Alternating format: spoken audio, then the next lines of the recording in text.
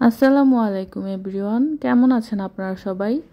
তো সেদিন ছিল একটা খুবই বিজি ডে, আর এটা হচ্ছে আমাদের নানু বাসার একটা ভিডিও। সেইখানে আমাদের দাওয়াত ছিল, অনেক কিছুই রান্না হয়েছিল। তা আমি মাঝখান থেকে কিছু কিছু একটু ফুটেজ নিয়েছিলাম। তো এইটা হচ্ছে এখানে রোস্টের জন্য মশলা কষানো হচ্ছে, আর এইখানে কিন্তু কোনো রেসিপি ফলো করা হয় না, যে যার ইচ্ছে মতোই রান্না করে। তো এই মশলাটার ভিতরে পেঁয়াজ, রসুন, আদা বাটা, কাঁচামরিচ বাটা, তারপরে দেওয়া হয়েছে গরম মশলা, তারপরে আরও দেওয়া হয়েছে দুধ। এগুলো সব কিছু দিয়ে তারপরে এখানে অ্যাড করা হয়েছিল প্যাকেটের যে রোস্টের মশলাটা থাকে সেইটা। এর সাথে আরও কিছু দই, আরও বিভিন্ন মশলা অ্যাড করা হবে। তো এইখানে এই মশলাটাকে ভালোভাবে কষানো হয়ে গেলে তারপর এখানে আরও একটু পানি দিয়ে অ্যাড করা হচ্ছে এই ভেজে রাখা মুরগিগুলো। সবগুলো মুরগি এখানে অ্যাড করে দেওয়া হবে, আর তারপরে এগুলোকে আর কি রান্না করা হবে বেশ কিছুক্ষণ ধরে। তো সেই দিন আমি কিছুই করছিলাম না, শুধু একটু পর পর গিয়ে নাড়াচাড়া করছিলাম আর কি, সব কিছু দেখছিলাম।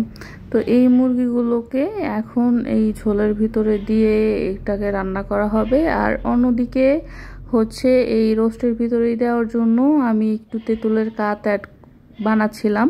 তো একটু পানির সাথে তেঁতুলটাকে ভিজিয়ে রেখে দিয়েছিলাম কিছুক্ষণ। এরপর একটু চিনি দিয়ে তেঁতুলের যে কাতটা আছে সেটাকে খুব ভালোভাবে বের করে নিব, আর তেঁতুলের বিচিগুলোকে আলাদা করে নিব।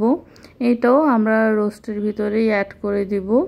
তো এই দিক দিয়ে সবগুলো রোস্ট এখন দিয়ে দেওয়া হয়েছে। আর এবার হচ্ছে ঝালের জন্য কাঁচামরিচ অ্যাড করা হবে বেশি করে, যেহেতু বেশি পরিমাণে হচ্ছে আর রোস্টের ভিতরে সামান্য লাল মরিচ ব্যবহার করা হয়েছিল। তো ঝালটা একটু আসে যাতে, তাই এই কাঁচামরিচ দেওয়া হয়েছে অনেকগুলো। আর এবার হচ্ছে সেই তেঁতুলের কাঠটা আমরা অ্যাড করে দিব। আমি জানি না অন্য কোথাও তেঁতুলের কাঠ ব্যবহার করা হয় কি না, অনেকেই হয়তো লেবুর রস দেয় বা ভিনেগার দেয়। আমাদের এখানে তেঁতুলের কাঠ ব্যবহার করা হয়। আর এই দিক দিয়ে হচ্ছে গরুর মাংস রান্না হচ্ছিল। আর গরুর মাংসের আলু আমাদের সবার অনেক বেশি পছন্দ, তাই আমরা বলছিলাম যে বেশি করে আলু দেওয়ার জন্য। তাই এখানে গরুর মাংসের মধ্যে আলু অ্যাড করে দেওয়া হচ্ছিল। আর গরুর মাংসটা তখনও রান্না হয়নি, তাই এরকম একটু পাতলা পাতলা লাগছে, কিন্তু সেই দিনের গরুর মাংসটা এতটা বেশি মজা হয়েছিল, অনেক বেশি মজা হয়েছিল সেদিনের গরুর মাংসটা। তো এইখানে আমরা হচ্ছে আলুগুলোকে একটু মিক্স করে দিচ্ছিলাম, আমি একটু পরপর গিয়ে সবগুলো আর কি একটু নাড়াচাড়া করছিলাম। এই দিক দিয়ে রোস্টটা প্রায় হয়ে এসেছে, এখানে ঝোলটা আরও একটু কমে গেলেই কিন্তু রেডি। তো ডিরেক্ট রান্না থেকে চলে আসলাম খাওয়ার কাছে। এখানে আমরা খেতে বসে গিয়েছি। এছাড়াও অনেকগুলো আইটেম ছিল যেগুলো আর ক্যাপচার করা হয়নি।